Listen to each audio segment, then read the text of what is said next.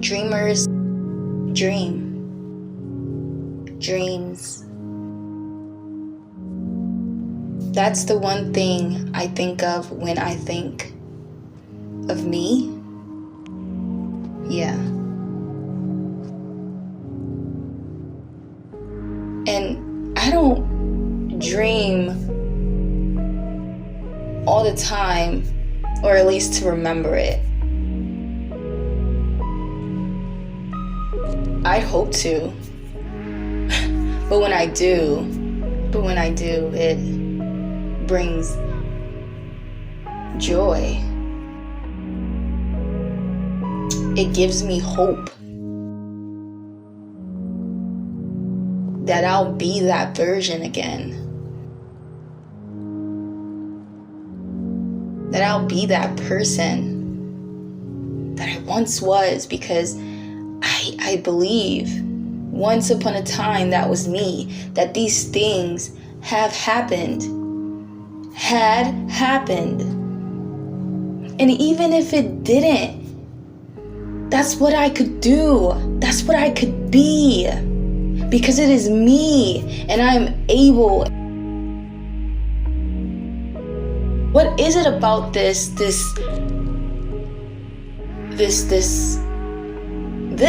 that I'm not getting, or I'm not being? It's the feeling. That's what I'm missing.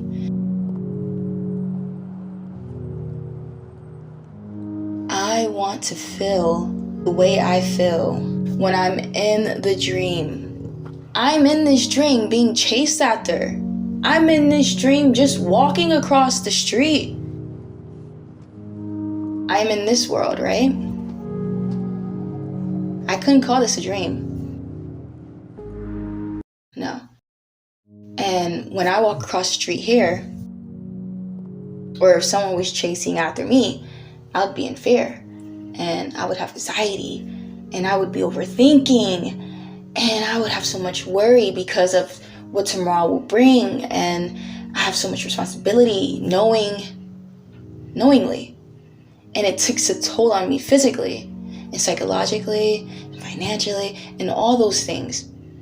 That's the difference here, because I could be walking across the street free of all those things, but I am not here. No.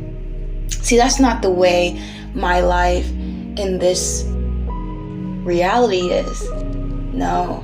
I don't think that I have responsibilities the way that I do here, where I can still, in that place, have a job. But the job is something that I choose to do when I choose to do it. I'm all about justice. Means that you need to go down, then I'm going to take care of it.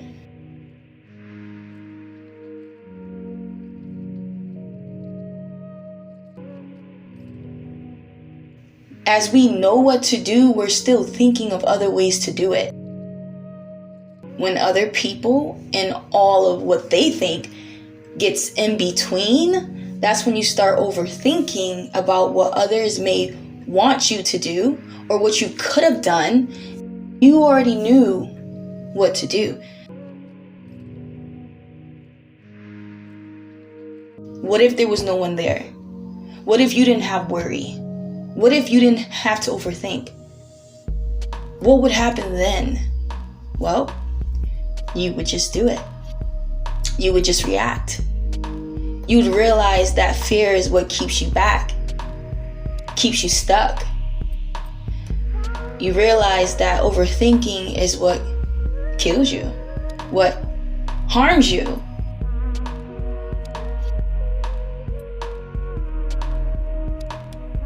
Than what you may have expected it to do. Because thinking is a beautiful thing. There's many things you can do. But in this situation, it's very slim. And I'm talking slim down to just one possible outcome to survive this. I have tasted it.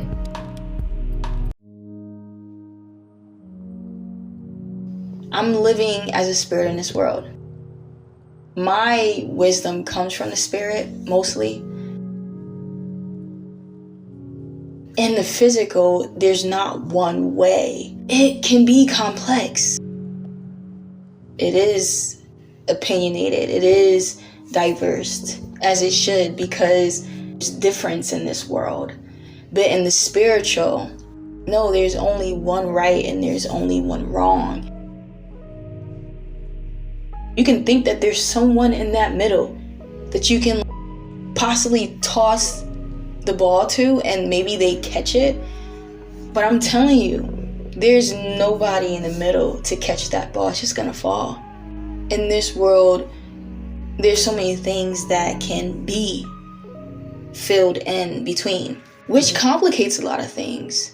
You can be speaking about something and believe you're right. See, it's so complex in this world. You can do a good deed and say, that's good, that's right. But the truth is that you're not just flesh. You can't just do a good deed and think no one sees the reason behind it. Flesh can't see it, but the spirit can. That's where you're made wrong. In this world, a lot of things are hidden. And you have to interpret, you have to just understand you're either right or you're wrong. You're either gonna make it or you're not. You either trust it or you're not. You're either worthy or you're not. Like true judgment. It's like that is judgment in the spirit. You've had time to decide whether your deeds were pure or not. But no one's telling you, no one knows really, but you.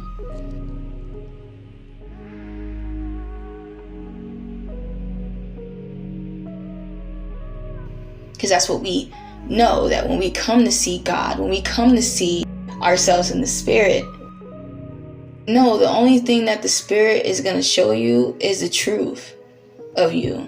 It's going to expose you. You have all this time in the physical to learn so many things, because we get lost in this world because we forget who we are.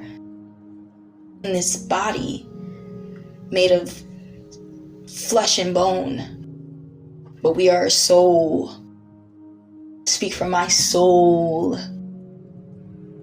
Me as a spirit in this body, I sense that the body's weak.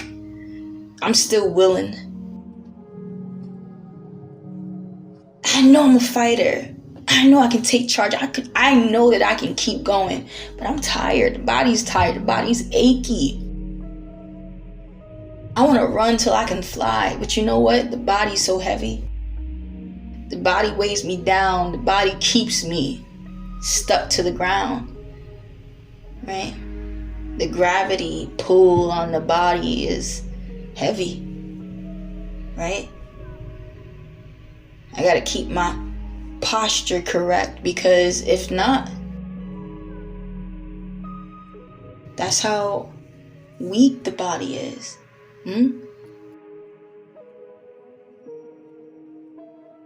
But I'm speaking from it, from this vessel.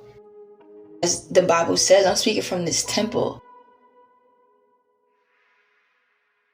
Using context to the world, context to my life, context to what I see, context to what I've known just from experience, and in context from words that I've seen in the Bible. Give credit where it's due. That's it. If you are who you'd be, you would not have any problem giving credit where it's due, because you a champ too.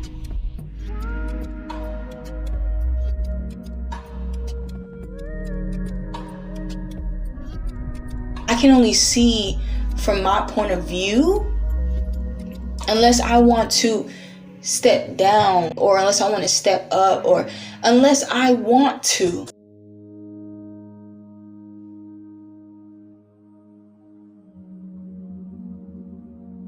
There's no reason to lie. There's no reason to hide if you have good intentions. If you are a champ yourself.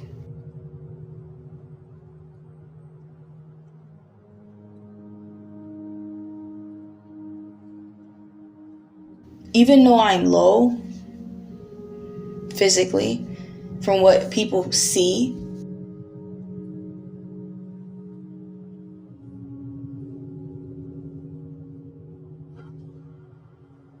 but I still have riches. I mean, I act like it. Like my heart is rich.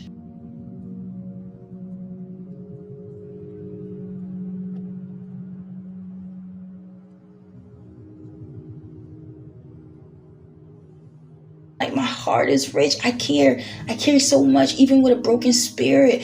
I care so much, even though I've been tainted. Even though things have been taken. I feel like I've been robbed unwillingly. I mean, robbed while I was asleep. And woke up with nothing. And didn't have much from the beginning. Understand the lifestyle, the life I've been dealt with. But still, I find myself filled with riches. Even though I cannot see those things, I sense it because of how I still rise in the spirit. How I still am when I speak. How I still am when someone, when I want to love somebody. When I should have love in me and not coldness, I find myself that I don't have it. I don't have nothing but love to give. When I question and I say, shouldn't I feel cold? Shouldn't I be cold? Wouldn't I have a legit reason to? And still I find myself filled with riches. To the point where sometimes it feels unfair. Because I could be filled with this love, with a big heart. Because I can't change it. That's just who I am. But I'm still angry. I still get upset and frustrated. Because I can't get all that I want in life. I don't see it yet. I'm not that version of myself that I know I am. I'm not free. And I say, wouldn't, shouldn't, couldn't, Shouldn't I be a person like me? Richness in my heart. Richness in the spirit. And I still rise above it. And I'm still waiting for it. And I find my answers in the Bible. When I did, and I do read it.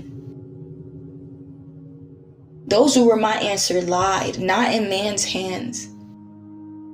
You see, because I was just only speaking of me, my heart, and that's the thing. I would think people would understand this. Understand me, or understand the Bible, because before I knew the Bible, I knew me. But now I see that when the Bible says many people may not understand you, let alone understand me, let alone understand these verses that I speak. Blessed is the one that speak these things out loud. I mean, truly interpret these things, because it edifies it for everybody. Speaking in my own words, because I understand it. So I interpret it for you guys. Whoever may hear this, if the shoe fit, wear it. This, my spirit, listen, because it comes and it goes in many directions and many emotions, but I am still here. I am still sane. I am not crazy. I'm still aware. I'm still awake. That's what makes me different. I feel heavy. Sometimes I feel light. It does not make me unstable. Though it is unstable, though it may seem crazy, know that I am still here. I am still aware. Again, that's what makes me different. I cannot speak of a topic and not express how I feel about it. And then go into another topic that is maybe totally different. And think that I'm going to feel the same way about it when I've been through hell and back. When I'm still living in it. When I'm still living in darkness.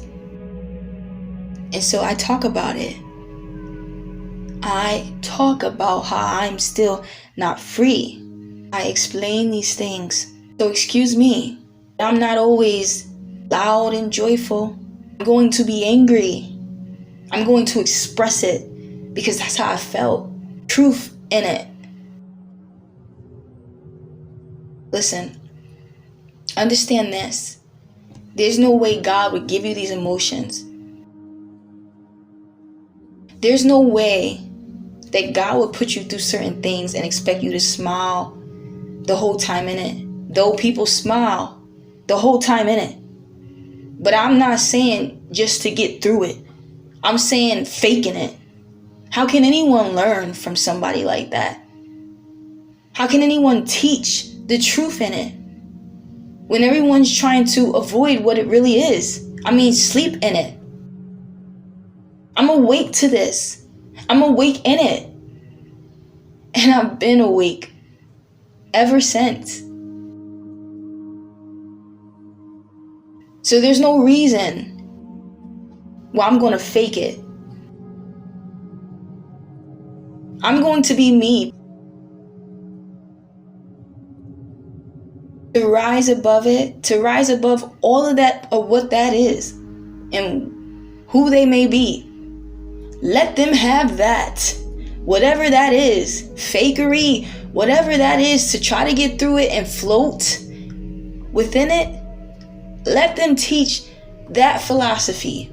Let them have that type of brilliance, if you call it that. But see me for who I am.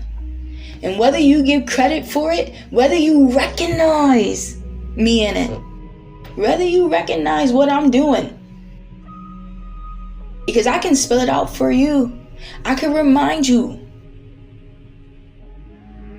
But really, everyone should see it. And there it is. I expect people to see what I see because it's logic. It's the truth. But the truth that has been taught to me is that God has kept me so close to Him. And you don't even know how that is. I'm saying you don't even know what that entails. Because if you want to ask me, it's suffocating. You want to ask me, it's frustrating. You want to really know? Isolating. All those things help remind me every day that I'm living in this prison. Every day, because He keeps me bound to it.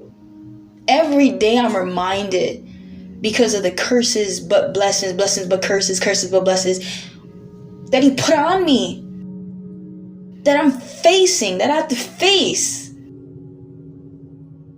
So you see what I'm saying, that if I had to sit here every day and explain, so be it. If it takes it. Because I know someone needs it. Because I need this. I needed it. And He came to me. He came in me to reveal it. It was me. That was going to set me free. It still is. Every day that I go through this, it has blessed me, but it has cursed me. It has brought me up, but it also has broke me. He has done all those things. But you know what? I'm glad that He was the one that did it and did it. Period. Because there's people out here that will try to break you or try to build you up and expect so much from you or won't even try to help you. If He's trying to teach you a lesson, he breaks you. That's because when He brings you back up, when you're reborn again, you're who you always were meant to be. There's no mistake in it. You're perfect. I talk about these things and I listen to it, I listen to me. And I say, yeah, I need you. I need this. Finally, someone understands. Someone's there in the darkness. Someone's a witness to this. Someone has not forgotten. I'm going to be that person for them. More as a barren woman than a woman with children. I don't have children, but best believe I care for them. And that person, that parent might not know because they did not go through those things. So I'm just saying that I'm going to be that for them. I'm for them because there's a generational curse and now they got to pick up the pieces because of the things that we neglected and we abused and so forth. I want to finish this. That's what I'm saying. Because there is a time where it will be the curse. I want it to be lifted. Writing on boards in the streets, protesting, marching. There's no need unless it's needed. Because who are you really speaking to? And then it break out into a riot? That's not the intention. It never is it? So I'm not blaming anybody, but that's just what happens, doesn't it? Or people get hurt and killed in the streets. I'm here in my home. I'm here speaking out in the universe. But I know God hears this because I mean it.